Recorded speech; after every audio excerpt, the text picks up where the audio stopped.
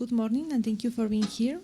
Yuang Peng, President of China Institute of Contemporary International Relations. Welcome to the Institute for Economic Research.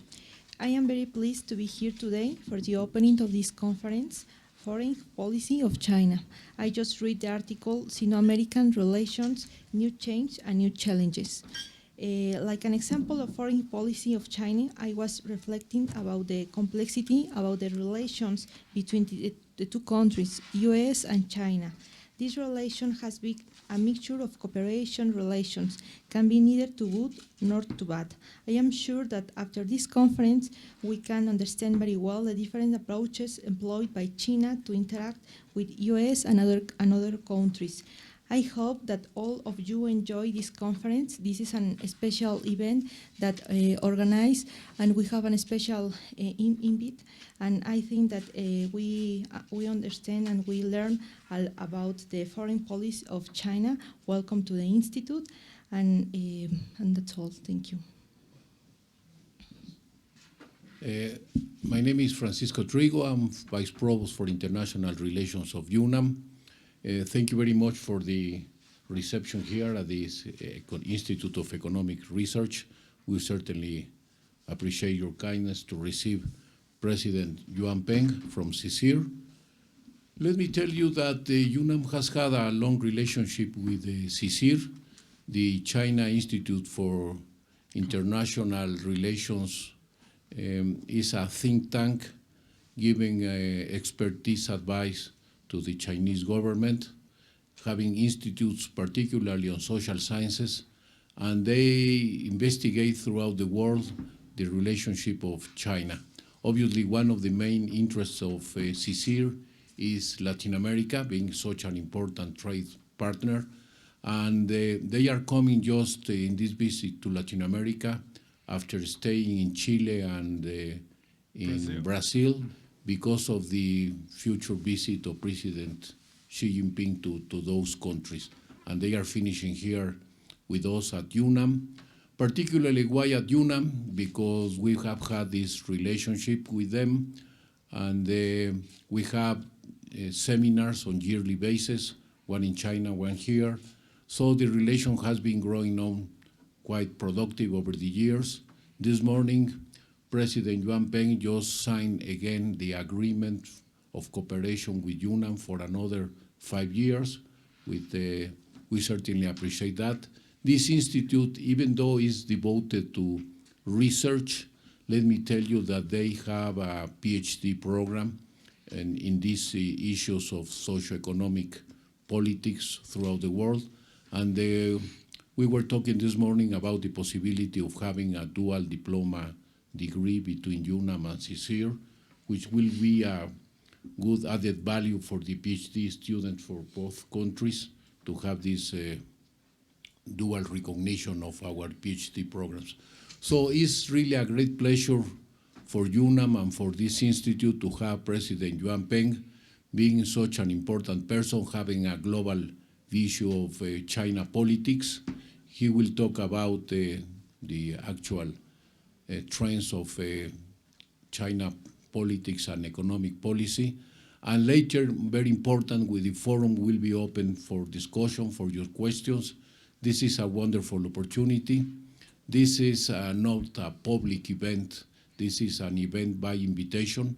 That's why you've been very well received here because of your presence. And after the talk of President Yuang Peng, the forum will be open to have an open, warm discussion and to explore future policies of China. And I think the comments that President Yuang Peng make to us will be quite helpful to understand much better the actual situation of China in the world. So, President Yuang Peng, a pleasure to have you here, and the floor is yours to have your remarks. Thank you, Professor Trigo, and also Professor Lava for the invitation to this very high prestigious place. And as the president of KICAR, and we're very pleased and honored to resign the cooperation agreement this morning with UNAM, and we're very much look forward to the future cooperation between KICAR and UNAM, just like China and Mexico. And this time, actually, I led a delegation to visit 3 countries: Brazil, Chile, and this is the last stop. And as Professor Trigo just mentioned, that the last 2 country visit is for our president's coming visit. Next month, going to Chile for the summit of APEC, and then to Brazil for the BRICS.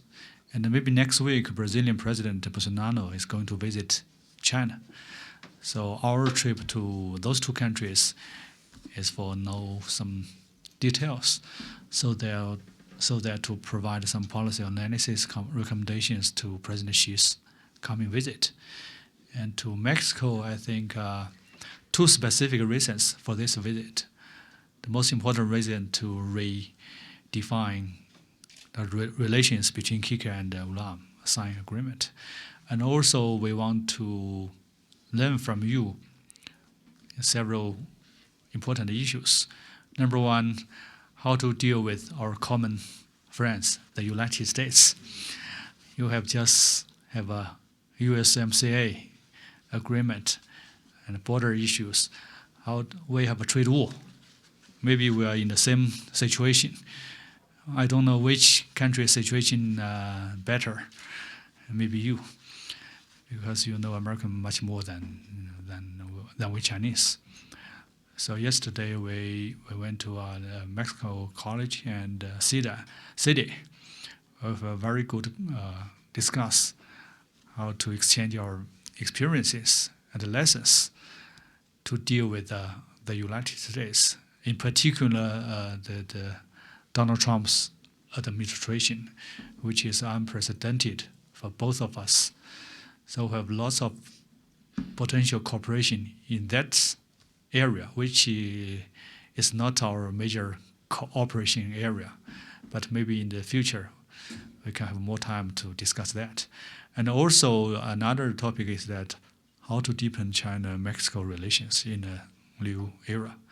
Because when we visited Brazil and Chile, most of scholars and officials complain that it seems China and Latin American relations just 2 areas. One is investment, one is trade, no others. So maybe it's time for us to upgrade the relations from just trade, investment, to political, to people to people, to think tank, to university to university. Even we can discuss the future international order, the reconstruction. So today I was asked to give a speech on Chinese foreign policy.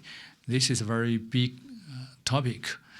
We have a limitation of the time. So maybe I just share 2 topics. Just Professor Zhao show me his notes. In his mind, maybe 2 topics he's want to know most. 100% the same. With my not slides, I was thinking which topics should I talk. Maybe number 1 is the U.S.-China trade war or U.S.-China relations in general. Number 2 is maybe One Belt, One Road initiative, which is not still that clear in the region here. I start from U.S.-China relations. This year is the 40th anniversary of the normalization of U.S.-China relations. Our relations was fully normalized in 1979, right after Deng Xiaoping decided reform and opening up policy, almost the same. So without Deng Xiaoping's great decision for opening up and reform, I don't think U.S.-China relations could be normalized during that time. And also without the normalization of the relations, we cannot imagine how can we open up to the outside world. So Chinese opening up and can you hear?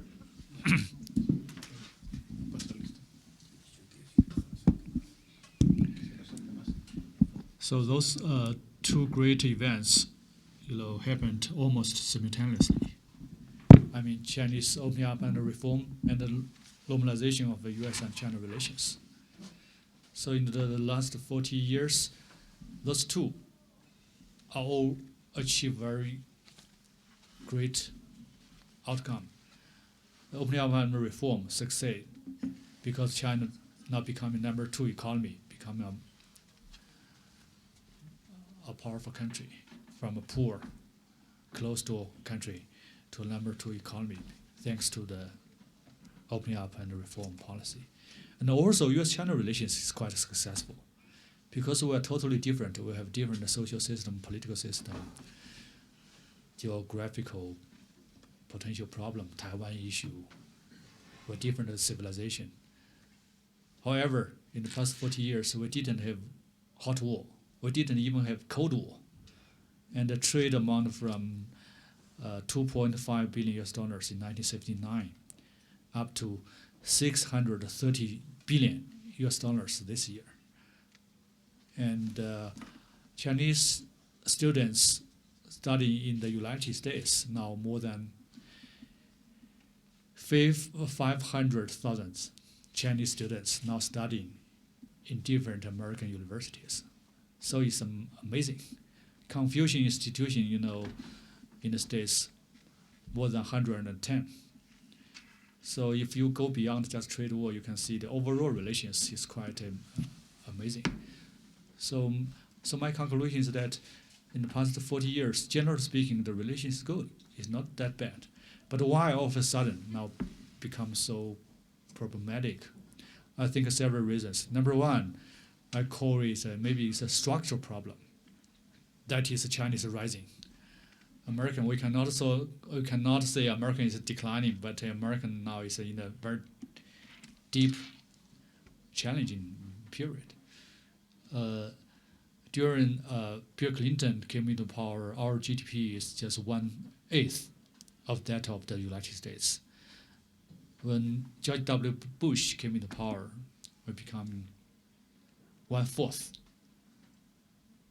When Obama came into power, become half of American total economy.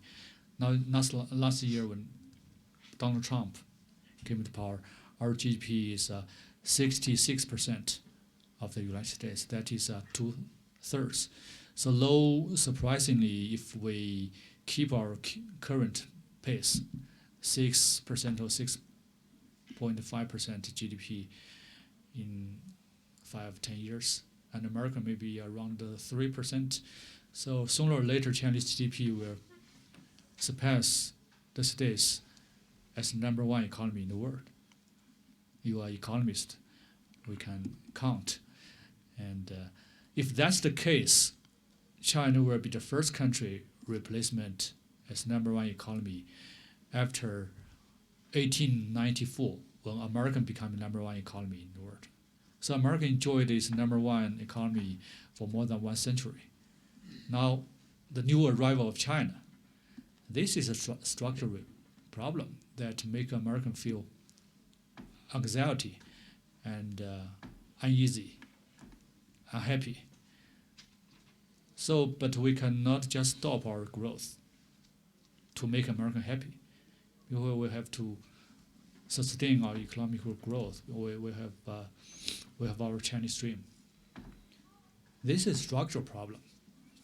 And more importantly, it's not just economically growth. Chinese also militarily, high-tech, even culturally.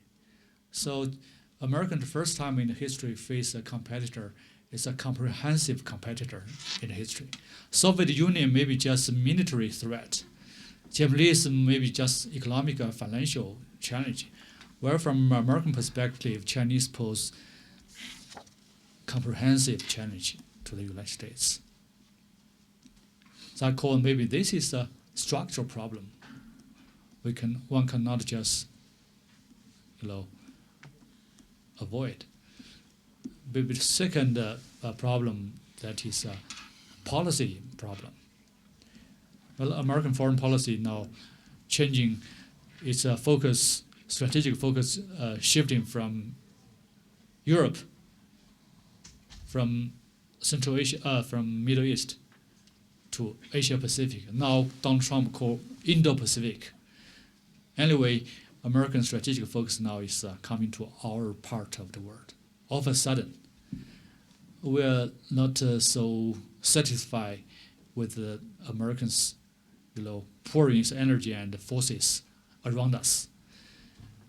At the same time, when Americans view China, they see China now not that low profile.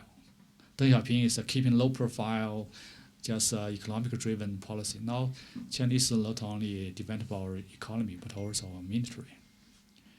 And One Belt, One Road go beyond from Chinese land to all over the world, and more assertively defending our sovereignty in South China Sea. So all those viewed by the states, they saw China is different from 30, 40 years ago, becoming a more proactive, more assertive. And both sides are now face-to-face in our region, in the Asia Pacific. We have no experience in 100 years how to deal with this new situation. No existing experience, no new framework. So both sides feel nervous. This is the second reason for me to explain the relation. And thirdly, I think it's because of the foundation to sustain the relations now collapsed. During the Cold War, Henry Kissinger visited China, President Nixon visited China, normalized the relations. The reason is very simple. It's because of we have a common threat, that is the Soviet Union. This sustained the relations. After Cold War, of common economic interest. After September 11th, we have a common threat, countering terrorism.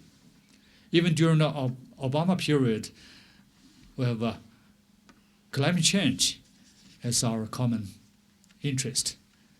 But now, what's our common ground?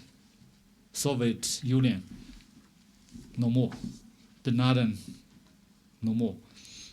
Climate change, thanks to Donald Trump's policy, no more. So economic relations should be the pillar of the relations, but now becoming the most difficult problem. So how these relations last long? It's very hard without the new foundation to sustain. That's the problem that we are facing. So all those reasons to explain why the relations becoming problematic. Then in American, then we see Donald Trump and his very hawkish national security team. Peter Navarro, Steve Bannon, and National Pompeo, Secretary of Pompeo, all those are very hawkish.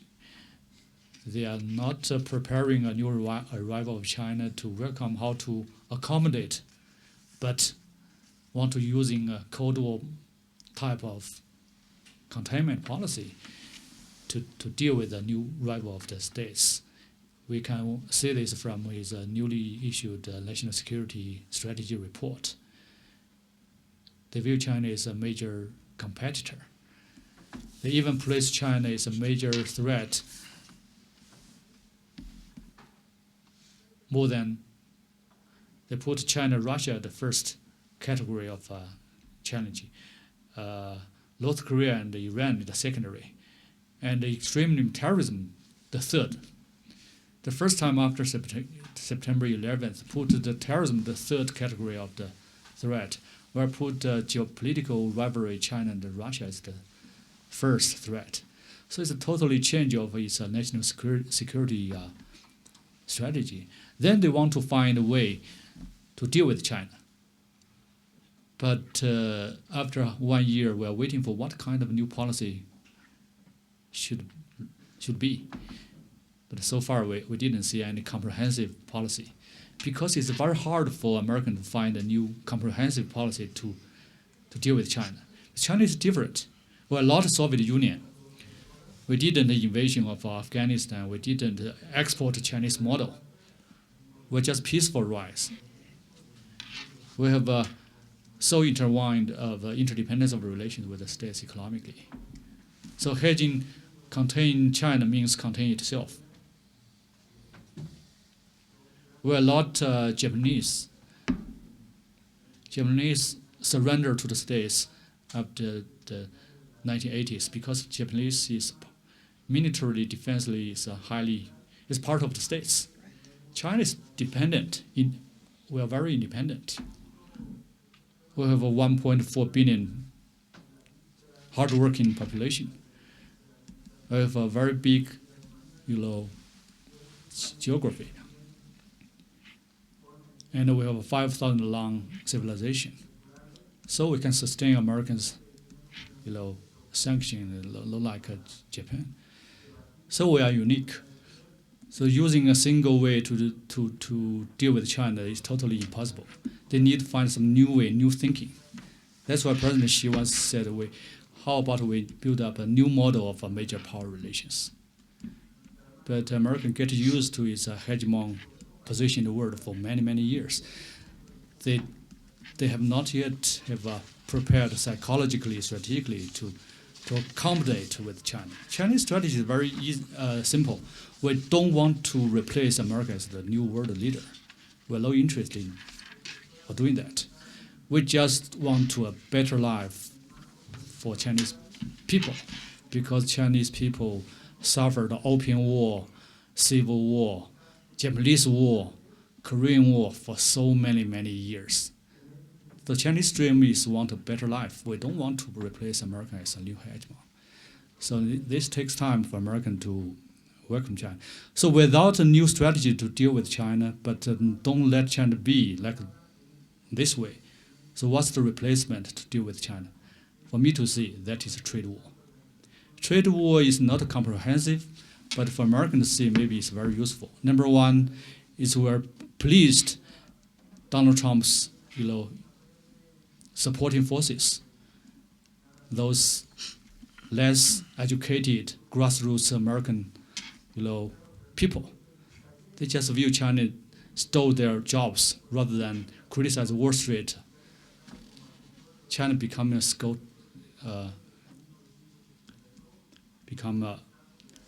accusation by the states. So they are very easily to be cheated by Donald Trump. Then they keep voting American Trump as the new president. Mm-hmm. This is so trade war is pleased Donald Trump's voters, supporters. This is one reason. And the trade war is the only,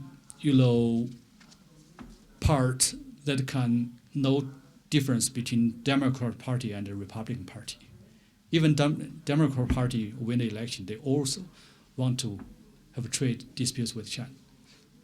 So, like the border issue between your countries, they are very different.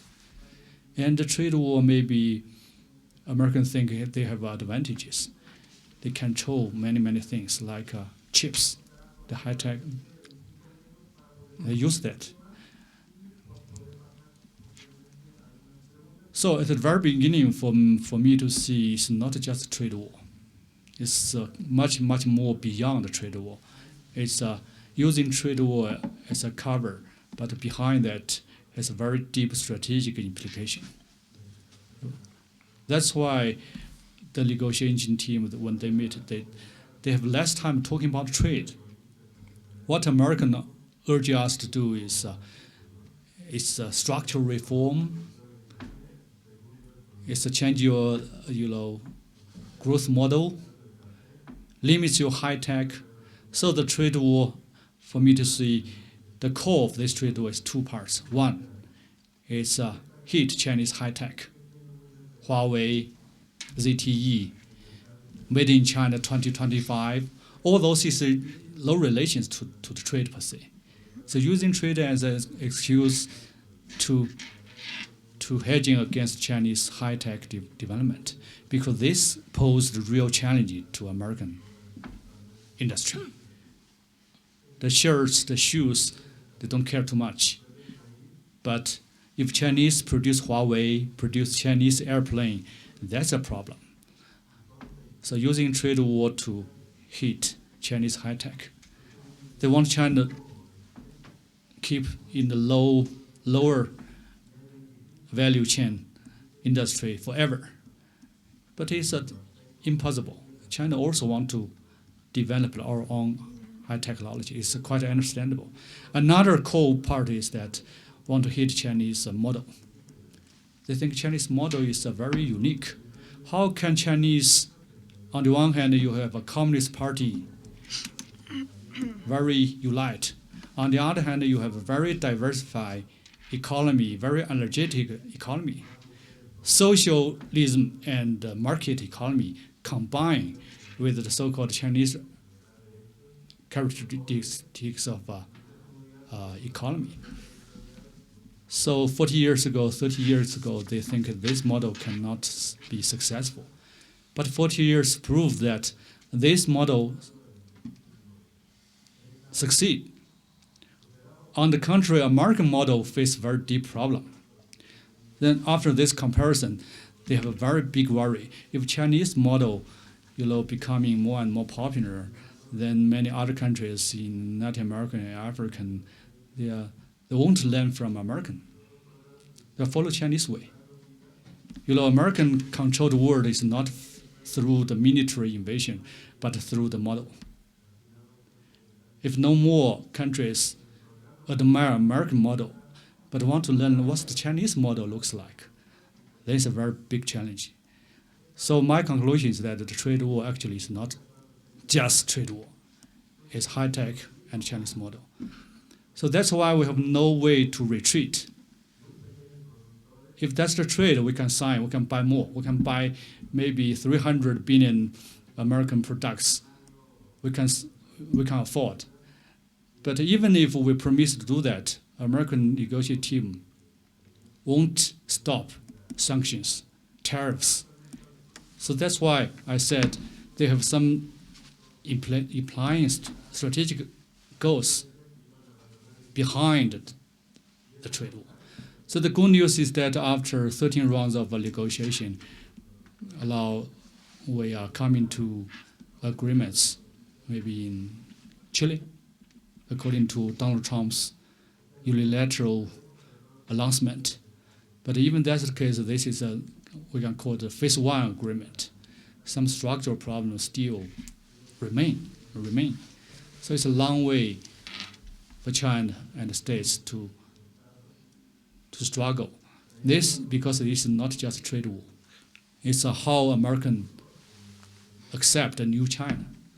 How China to accommodate a new America. Because America is brand new under Trump. So this takes time. But Chinese, we are very confident. Very confident. The confidence lies in, number one, we think our social economic stability is much better than the States. You can see in China we are very stable, not only economically, but socially, but politically. And secondly, we think Chinese people were more resilient than American, because we suffered so many, pains in the history. So today we are enjoying the best period of development.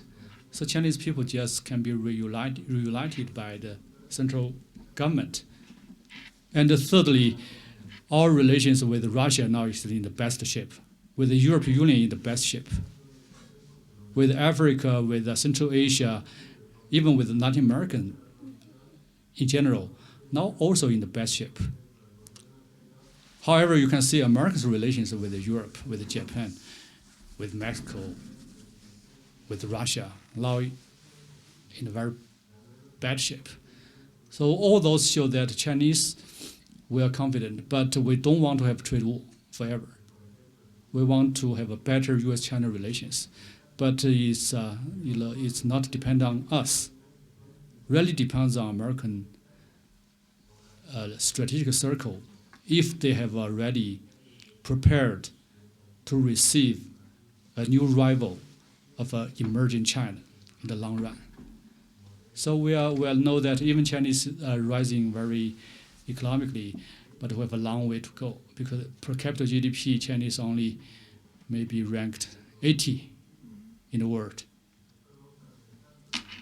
Shanghai, Beijing is very advanced, but go to Xinjiang, Lanzhou, still very under development.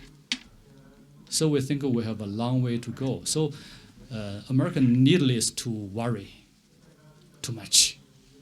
It takes another maybe 50 years, even 100 years, because American is unparalleled, given its very unique position.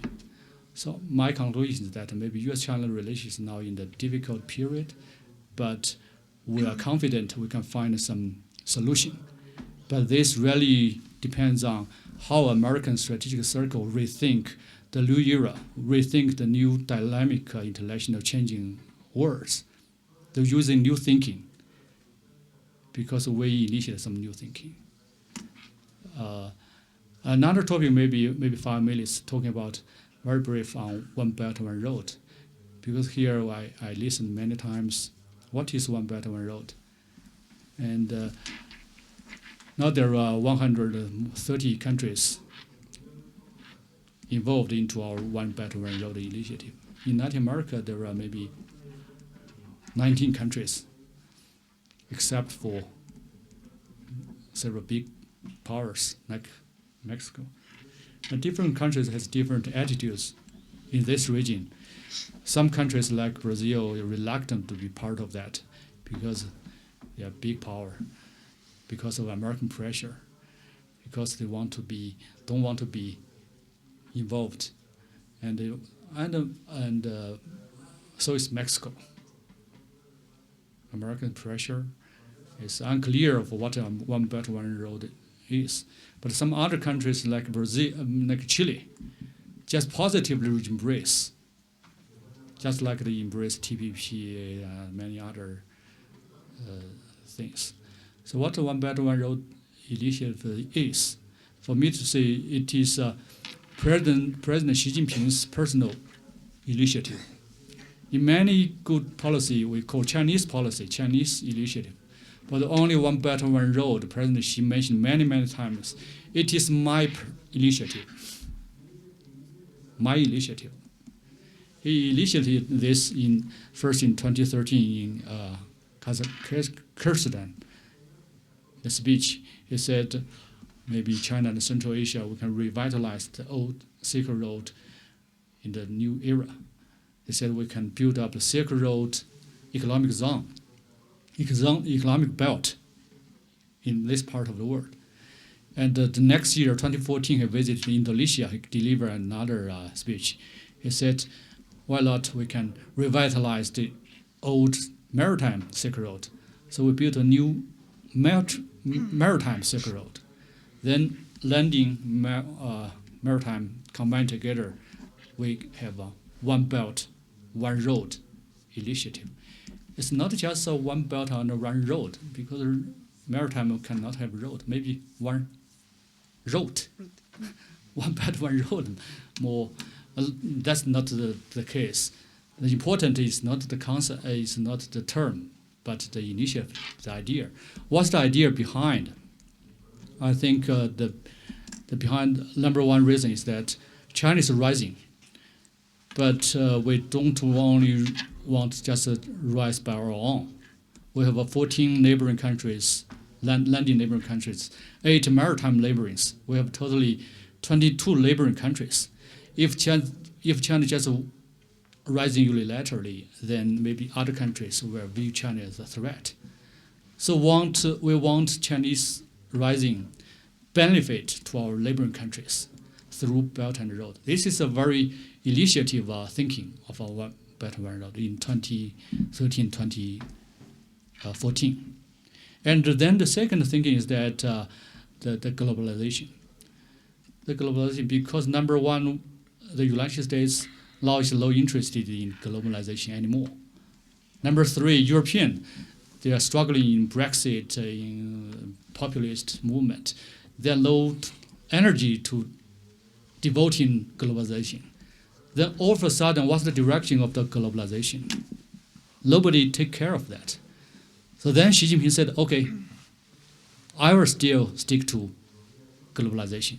If you are still believing globalization, free trade, multilateralism, please, we can work in together. That's why more than 100 countries from this initiative, they just not see some investment trade, but see some hope in the future. Without Americans' consideration, without European, consideration, so how can we have the bright hope in the future? She said, okay, that's us. Those Western countries don't care about this anymore. How emerging countries turn to find the new hope. This is the second, I think, reason behind that. And thirdly, I think it's a supplementary of our different advantages. Chinese, we have markets, we have money, we have technology. While Afghanistan, Turkey, Iraq, Central Asian countries, they have the resources, they have requirements, demands. So we can combine this together. It's a win-win solution. So One Belt, One Road, after several years of experience, now is from the initiative becoming a more broad, policy. That is 5 contents. Number 1 is trade relations. Through One Belt, One Road, we deepening the trade relations. Number 2 is infrastructure build up. We help many countries to build a highway, railway, port. Number 3 is a financial cooperation. Number 4 is a political consultation. The One Belt, One Road is not just economic, but political relations. Number 5 is a people-to-people exchanges. So One Belt, One Road initiative is a 5-fold contents. It's not just, so different countries have different demands. Some countries don't need money, but need better political relations, like India. Some other countries, maybe they need infrastructure, like Afghanistan, Iraq.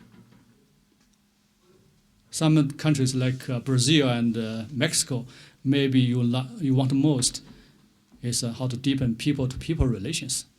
Everything can be included in this initiative. So that's why now more than 130 countries getting involved.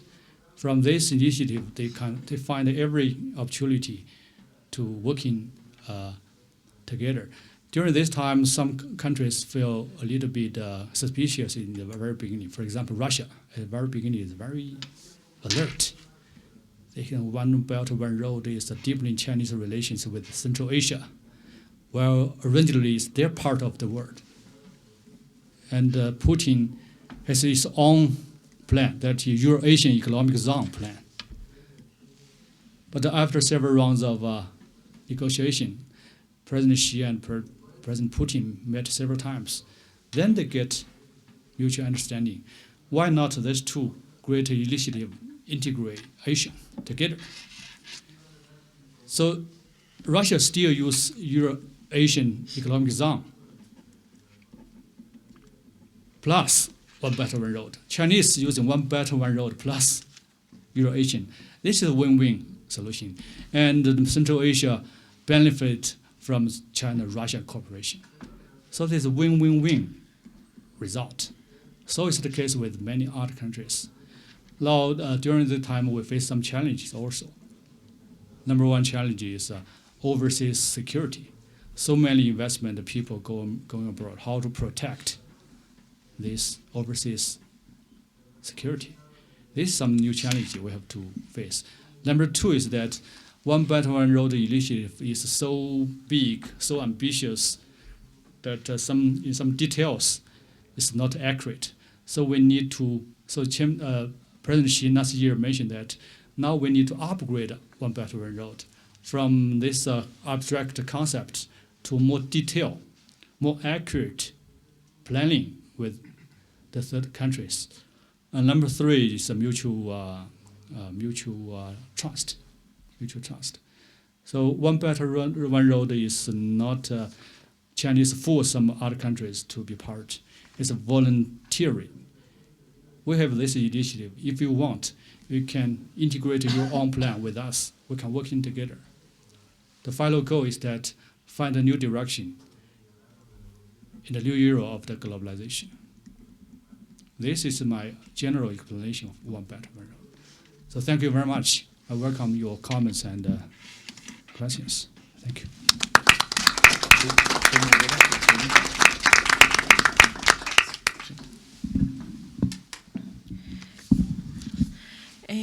We will have some questions. Yes. Okay. Well, thank you very much for your conference. First of all, I couldn't agree more with your remarks on this technological race between the United States and China that is behind the trade war. I think I'm not so sure that they see the Chinese model as a threat, but I'm sure that they see the high-tech evolution of China as a big threat.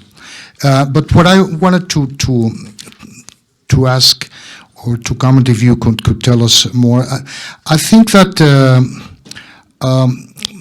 it seems that Latin America is not interesting to the largest economies anymore since many years ago.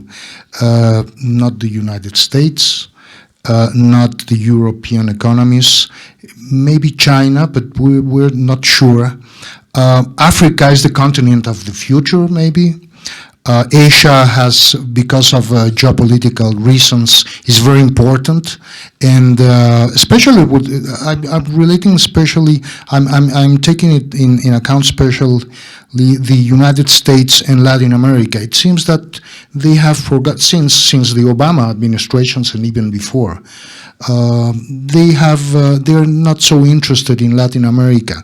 So I would like you to ask you what's your view on the place that Latin America specifically could.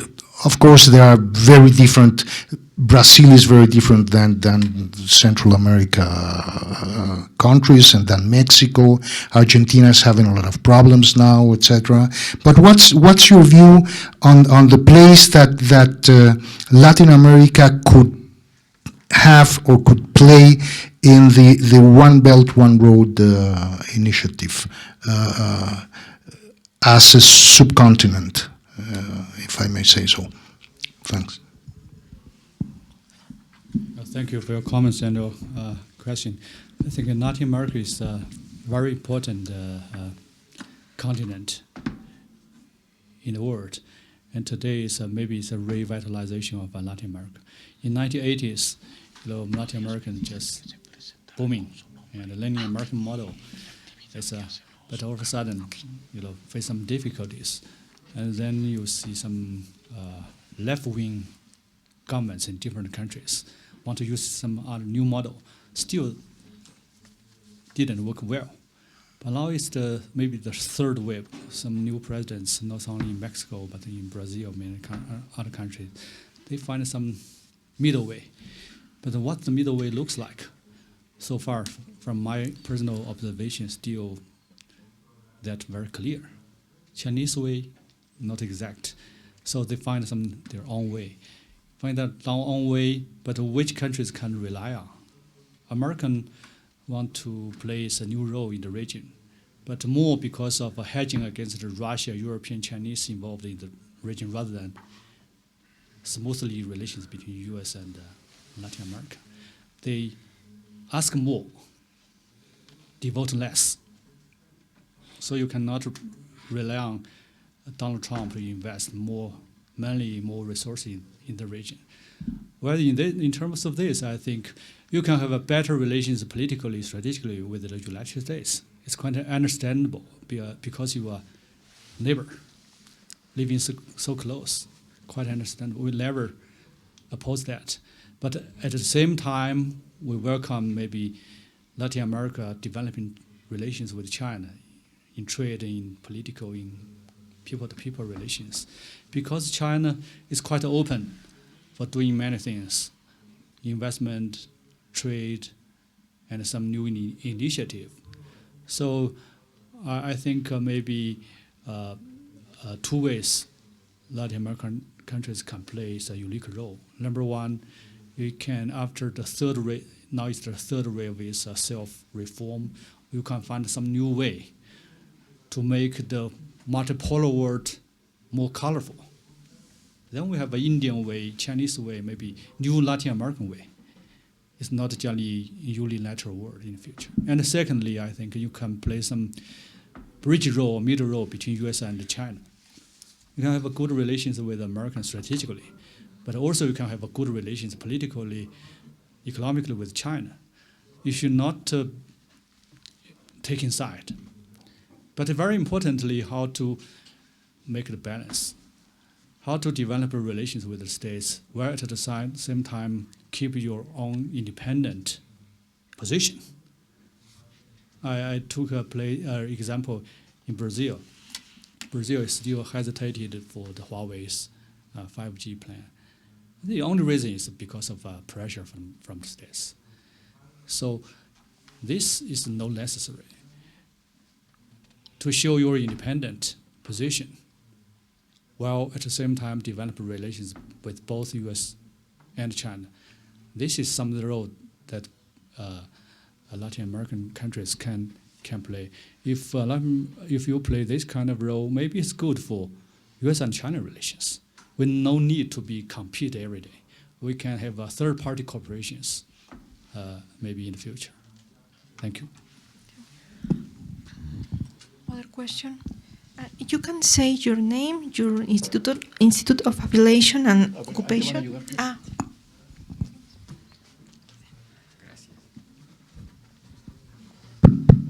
My name is Isaac Minion. I am from here, the Institute of Economics, the Analysis.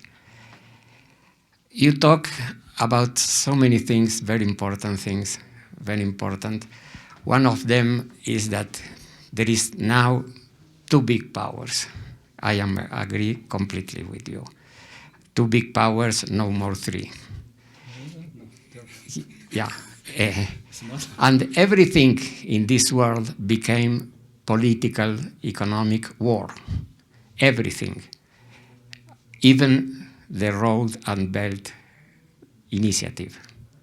The Road and Belt, you talk so many subjects that we can discuss every one because are very important subjects, but I take only one of them, the Road and Belt Initiative. The Road and Belt Initiative now is becoming also a war. Europe is making a new agreement with Japan about Belt and Road Initiative. And they are interested in Latin American countries to develop belt and roads in Europe, to develop belt and roads that it will develop also in Latin American countries. First of all, I'll take only this subject. What do you think about this initiative of European and Japanese? That is contradictory with your initiative. What is the main subject? Is part of a war between Europe, Japan, and China. I also agree that one of the most challenging problems is the model of the economic development of China. That is because you have developed in 40 years. In 40 years, you from a very, very underdeveloped country into a big power, big power, big economic power, big military power, big technological power. This is a challenge because we normally are in other models, very market-oriented models. This is another subject. What do you think? Why this is a challenge for the American policy, for the Latin American policy, etc. The model that you mentioned is a very important subject to be analyzed. Thank you. Thank you for the question. Europe and Japan now in a very, I cannot use an accurate word, in a very unique position. On the one hand, they still share the same value with the United States. They're allies militarily, and social value the same with America. But on the other hand, they are not feel easy with Donald Trump's America. So American not only have trade war with against China, but also against Europe, Japan.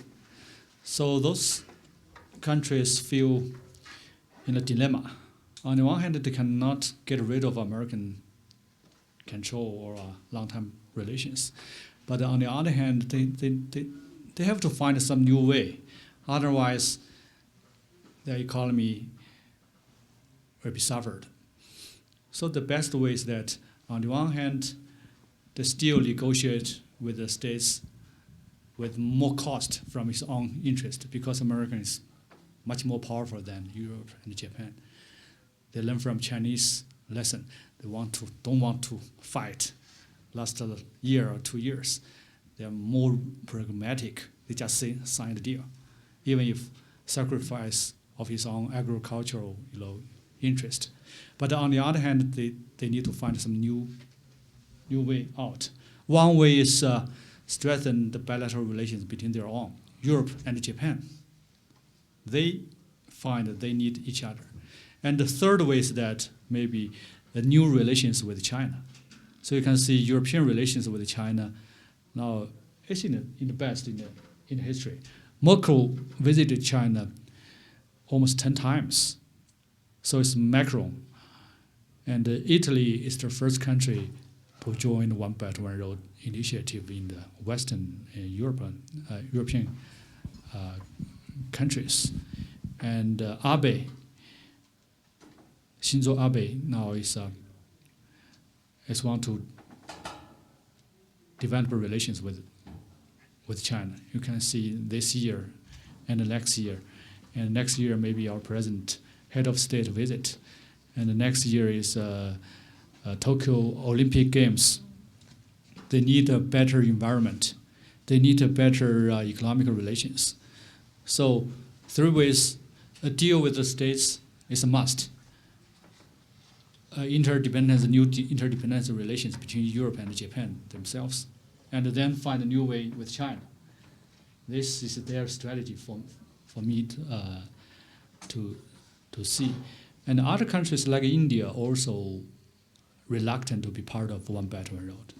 I think the very reason is two. One reason, India also views a very big power in the region. Now it's enjoying the best international environment because not that threatening than China. So American view India is a new partner, Japanese, European. So it's enjoys a better environment. This is not that urgent to join China's Belt and Road.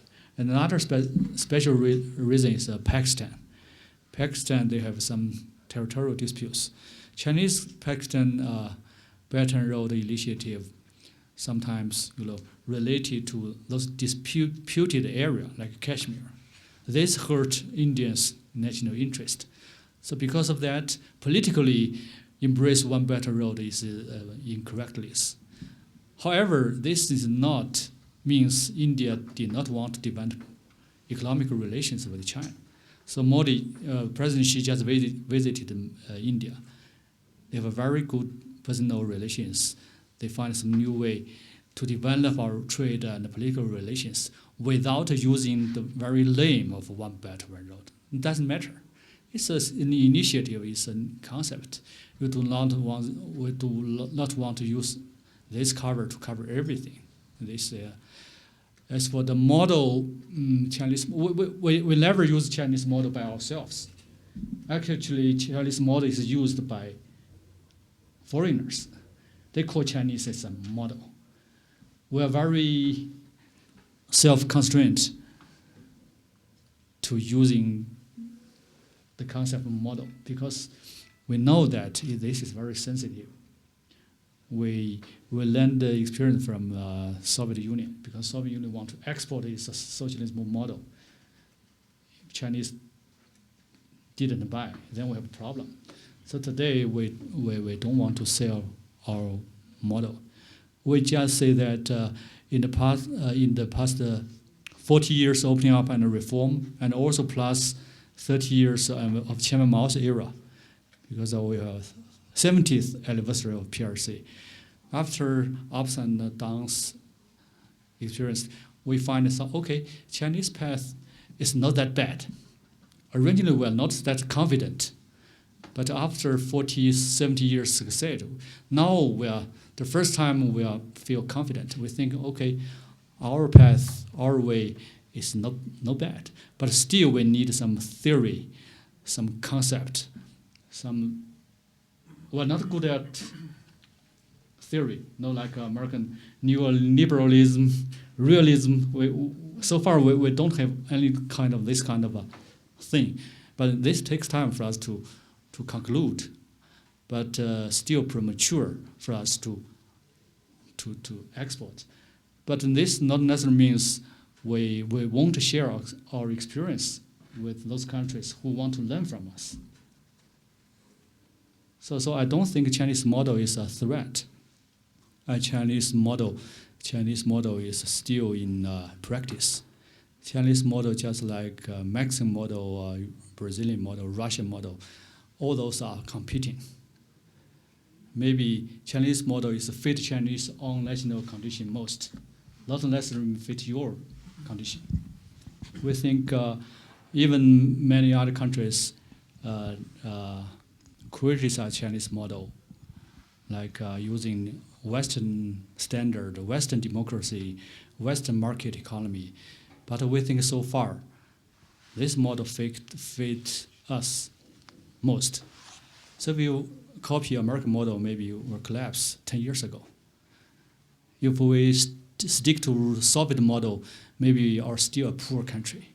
Now we combine socialism with Chinese characteristics, with market economy, and combine and then learn how to make political democratization under Chinese characteristics. Those things combine, I think, is the so-called Chinese model. But I think it's still in practice. It's too early to call it's a mature model to be learned by some other countries. Thank you.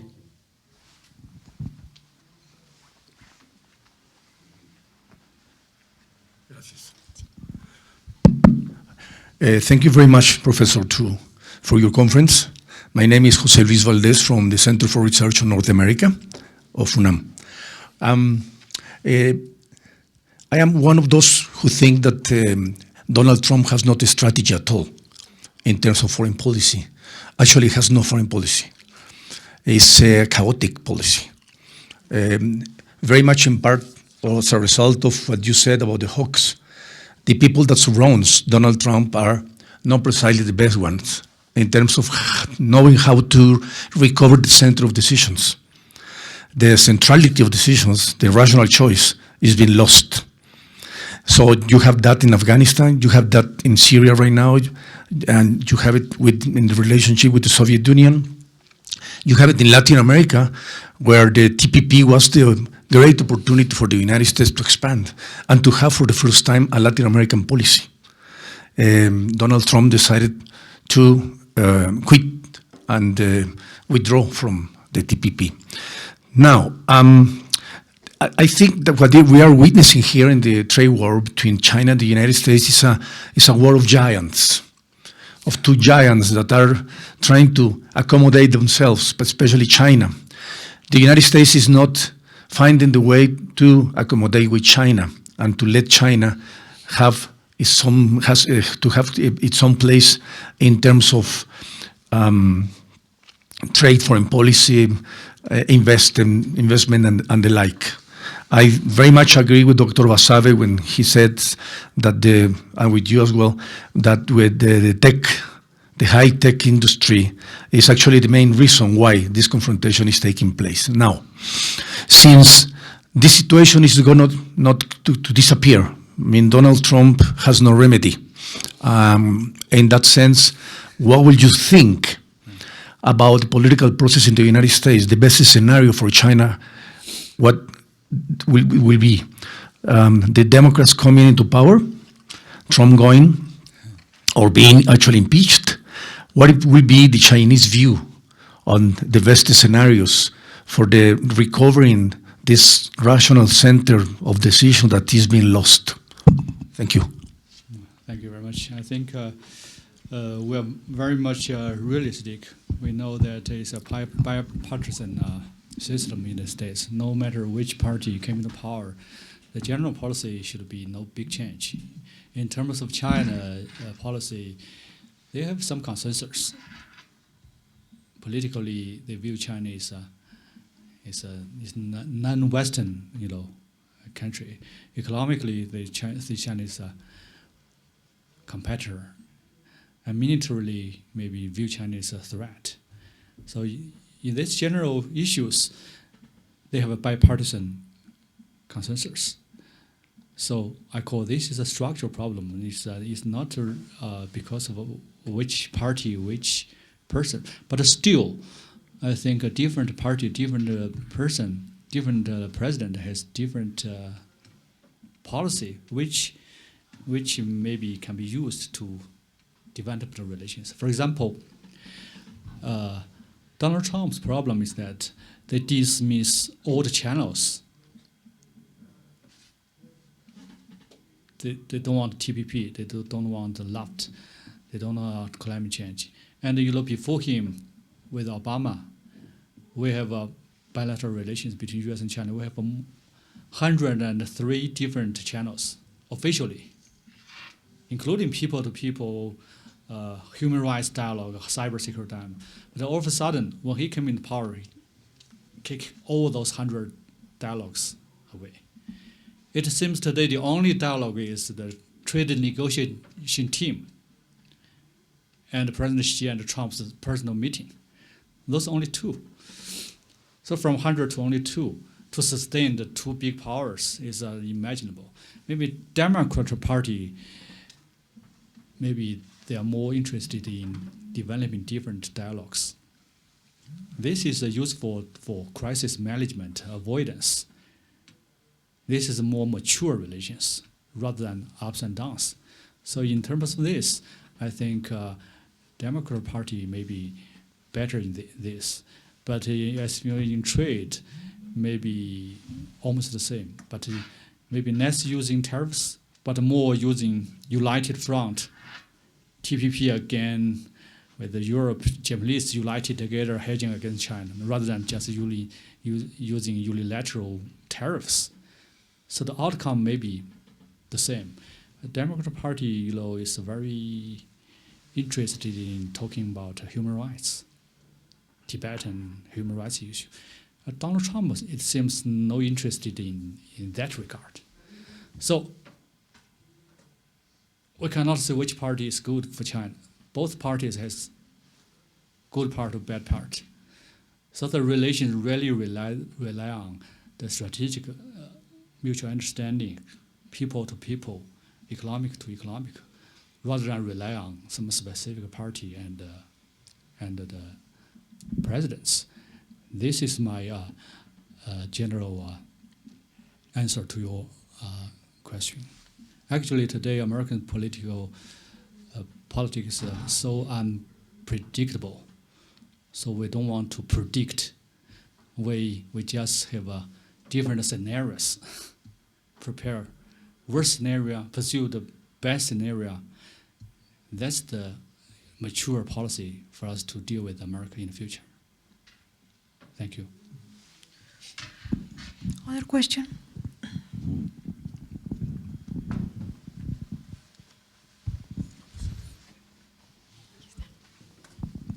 Hi, good morning. Well, thank you very much by your presentation. I will focus on the foreign affairs of China and Hong Kong.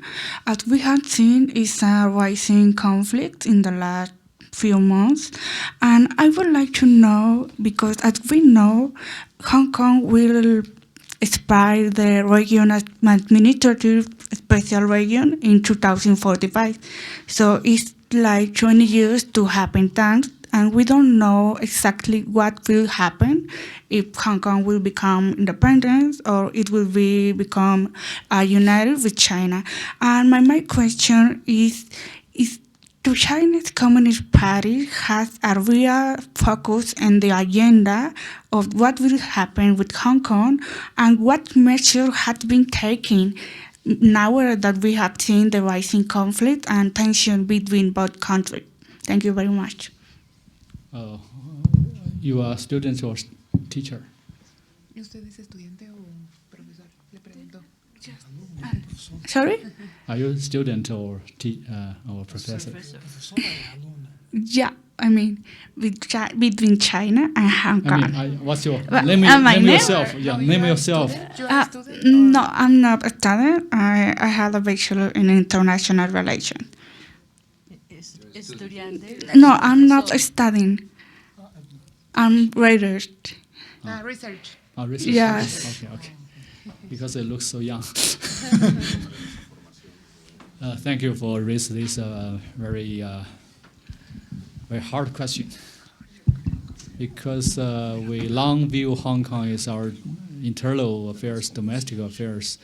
As a kicker, as an Institute on International Studies, we didn't cover Hong Kong, Taiwan issue that much.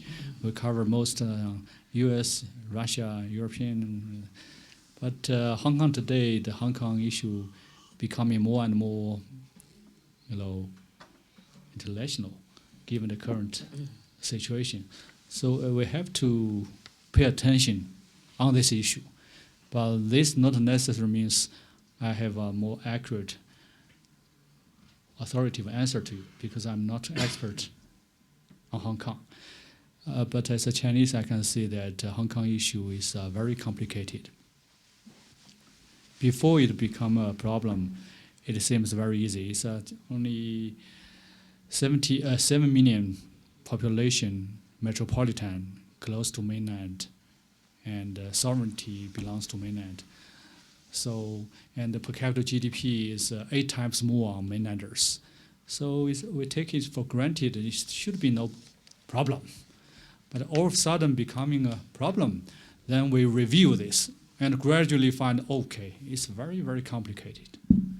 Number one, we have one China, two systems, from 1997 we regained its sovereignty from Great Britain back to China. We promise that given the legacy, so we promise, okay, sovereignty speaking, we are one country, but you can keep your own capitalism system. Then we constitute some laws, frameworks. We think, okay, it's good, you just do it. Let the governor govern yourself. Because during that time, we have much more important things, mainlanders, to do. We have a reform of our state-owned economy. We have worked very hard to enter in WTO. We need to develop new relations with the states. So Hong Kong issue, we think, let it be. Let the governor to help itself. Let the 7 billion Hong Kongese to govern yourself. But the problem's nice in that. Because the problem is that the sovereignty is back. But the sovereignty today, when we review just what is Chinese sovereignty means, just national flag. Just we're sending some PRA forces stationed in Hong Kong to representing our sovereignty. and then governor, and his teams or maybe less than 20 people. Except for those several things, everything exact the same with before 1997. So education system still English, judicial system still English. You know how many English passport holders in Hong Kong? More than half of Hong Kongese people has Great Britain's passports. So you cannot say they are purely Hong Kongese. They can say they're both Hong Kongese and English. And there are less million, maybe Vietnamese. The both people, Vietnamese is very strong, So we call that Hong Kongese govern themselves. But what the Hong Kongese means, today we need to rethink. Hong Kongese means nationality should be Chinese Hong Kong, rather than you are English passports holder living in Hong Kong. So this should be redefined. Otherwise, those street guys, young generations, they don't think they are Chinese. They think they're Hong Kongese. But the Hong Kongese means independent from mainland. The sovereignty is very ambiguous. Originally when Hong Kong was governed by English, the governor has all authority to do everything they want, including sending police to attack demonstration students, judicial system. But today, self-constraint of one China, two systems, which is there are a lot to using many forces to deal with the situation. That's the dilemma. That's the dilemma. The reason is that we think we are very responsible. We don't want to use some ways. Otherwise, it's very easy to make the situation stable overnight, because the 7 billion population in Chinese is not so amazing. The Chinese PRA in Hong Kong, they do nothing so far. They're self-constrained. We want Hong Kongese governor, Hong Kongese people resolve the issue by themselves. The first, we'll wait and see. And we'll see they are using their, we think they are not using 100% of their energy and resources. For example, the judicial system, sometimes the Marx people do some criminal things. The police, seize them. Just one night, the other day, the judicial system, 释放怎么说？就是release the other day. So how can this system can punish those criminals in Hong Kong?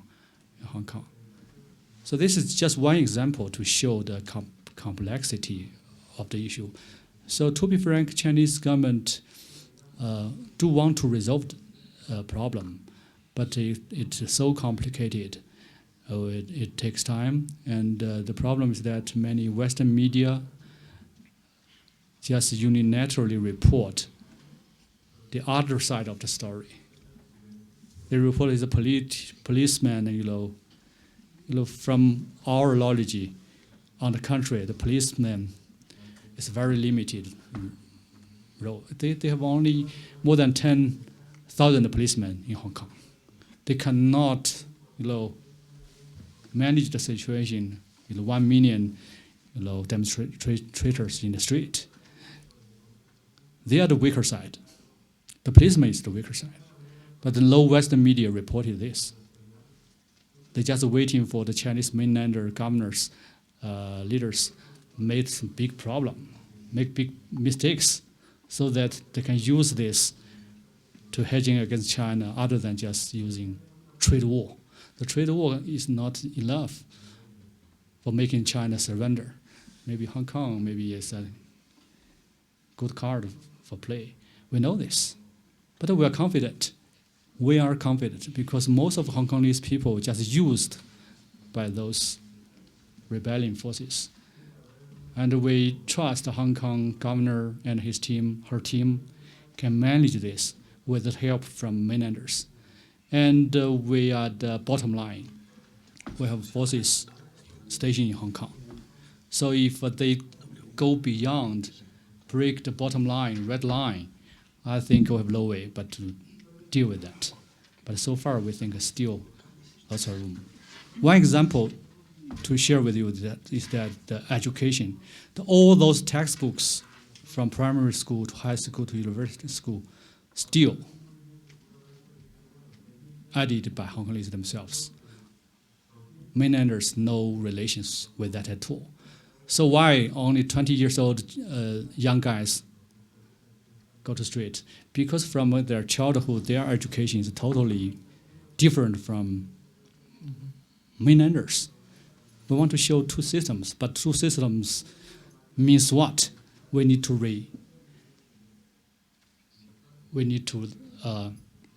rethink. For example, the Mandarin. The Hong Kongese, you go to an official service. What you need is to test your English and Cantonese. They do not need to test the Mandarin, which are 普通话, Chinese mainlanders.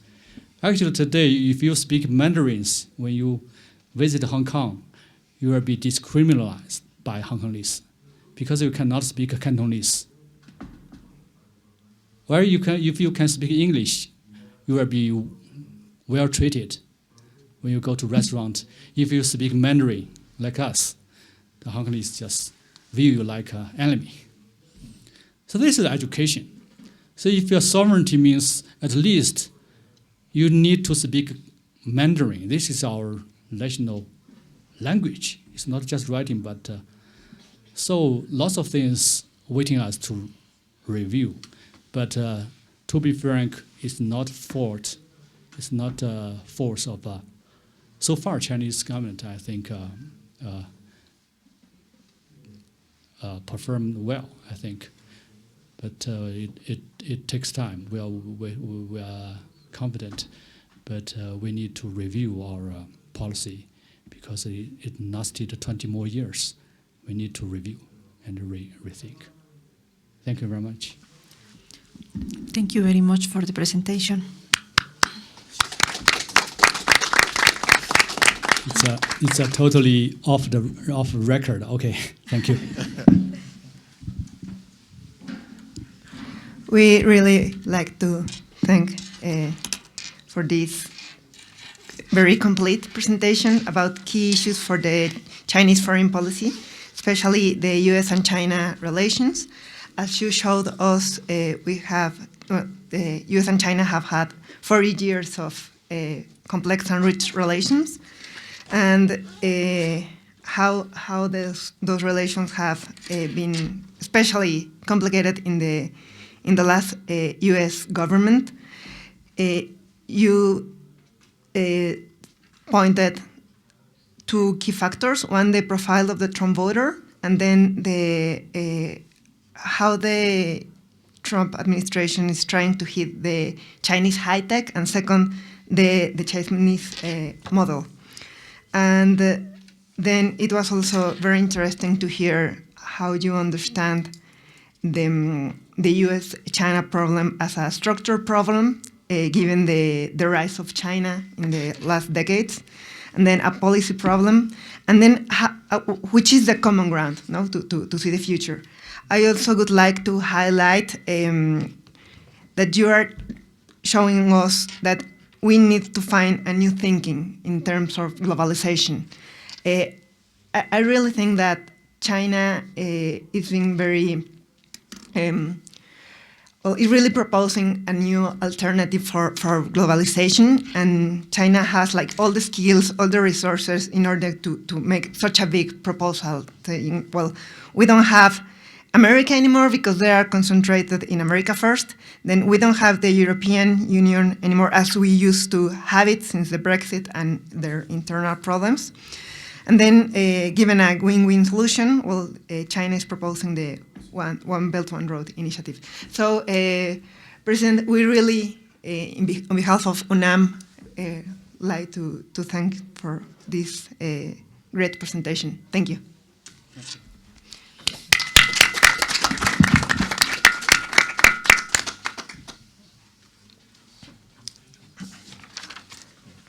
A ver, saludas de una vez. Wow. Stop here. So we prepare the poster of the conference. Looks like a great leadership. So we understand we probably you have already your logos done, but we can find a way to send it to you later. So.